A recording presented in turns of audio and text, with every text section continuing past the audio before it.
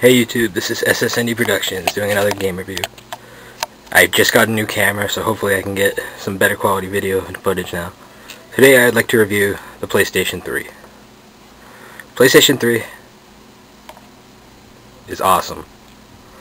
Now it is very underrated in my opinion. People seem to hate it, probably because of its price tag of $599. The system has a lot that it can do. Like when it first released, it didn't have many games and people were pretty skeptical of it. But this system can do a lot. This thing it's a fully integrated Blu-ray player. I know a lot of people don't care, but it's kind of cool. The games are made on Blu-ray discs, which means they can fit more and the graphics are a lot better. Its main competitor is the Xbox 360 and then the Wii. Mainly though, it fights between the Xbox 360. The system originally came in two models, a 20 gig version and a 60 gig version. This is the 60 gig original version. The main difference between the two originals was this model. There's a little bonus door here, which has a few card slots. Like there's an SD card. I think you can plug in a memory stick if you want. Down here, if you can't see, I'm sorry, but down here there are 4 USB slots. The 20 gig only had 2. But those are kind of cool.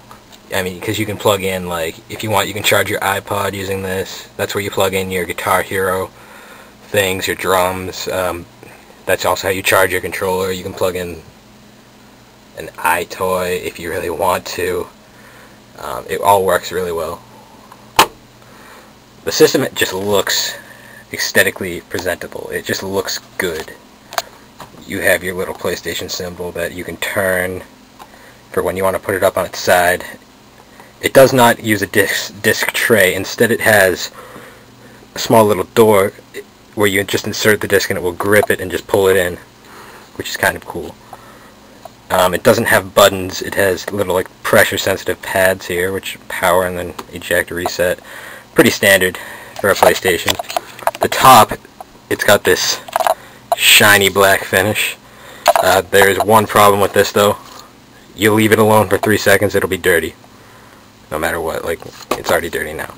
It has this really nice PlayStation 3 logo, which uses the same font from Spider-Man, which is just badass. It's got the silver band. It just looks good, no matter what.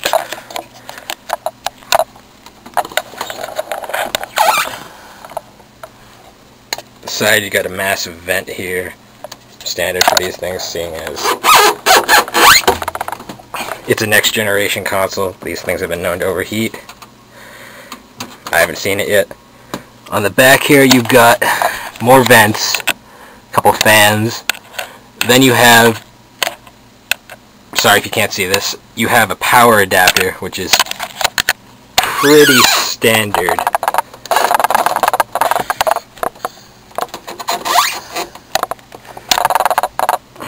Pretty standard, obviously.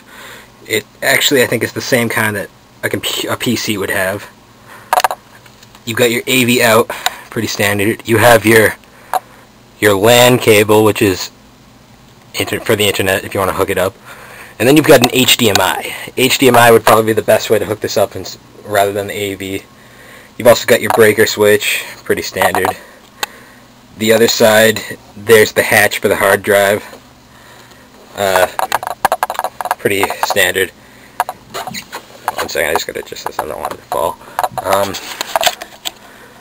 This thing it's pretty powerful. Some of its hit games are probably, I'd say the biggest hit as of right now would probably be God of War 3 did pretty well. I'd say it might be that. This thing also was the system that Metal Gear Solid 4 came out on, ironically. This system also has Little Big Planet, which is surprisingly a very good game. It's actually really fun too. This game is one of the 2 systems that can support HD graphics, the other being the Xbox 360. This system came out 2006. It did not sell well initially at all. The Xbox 360 came out a year earlier and pretty much had already taken over the market. The Wii also came out. The Wii is pretty much dominating the market right now, even though nobody uses theirs. Controller, not much to say. Standard PlayStation controller, with a few added bonuses. I'll review that later. There is another, eventually around probably like 2007, 8, maybe 9.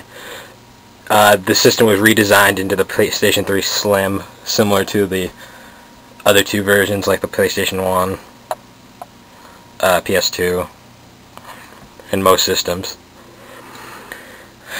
Pretty much, PS3, if I had to characterize whether or not you should buy it, it all depends on your taste, really. If you're a fan of first-person shooters, I'd say get the Xbox, since they have Halo, Gears of War. They've got most of the first-person shooters.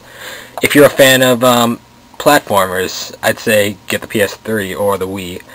PS3 for Little Big Planet, Ratchet and Clank, the Wii, Mario. There's also Sonic the Hedgehog came out on this, even though that game sucked balls. Sonic Unleashed was alright, but pretty much the system, I'd say if you're gonna choose an HD system, personal preference, I'd say get the PS3, just because I say you get more for your money, and there isn't any problems. Even though I think the Xbox is finally fixing that with the new Xbox Slim. Pretty soon there's going to be the PlayStation Move add-on, which is going to use the PlayStation Eye peripheral, and it's going to be essentially it's going to be the PlayStation's Wii remote. And seeing as all the new systems are coming out with their motion sensing add-ons, like Xbox has their Natal or Kinect, which I say is one of the most stupidest names ever. I don't see what I say they should have stayed with Natal, but that's just my preference. I mean, PlayStation Move sounds kind of cheap too, personally. The PlayStation 3, its actual normal remote is technically a motion remote too. Like, you can turn it, the 6-axis technology. The first model controller couldn't vibrate, which sucked. There's since this one, yeah. There's a new one, which the DualShock 3, which can vibrate and still has the 6-axis motion technology, which is a far superior, and now is the pack-in controller. I'm hoping to get more reviews out starting soon, and please subscribe if you want to. And please comment, tell me how I did. Thank you, and goodbye.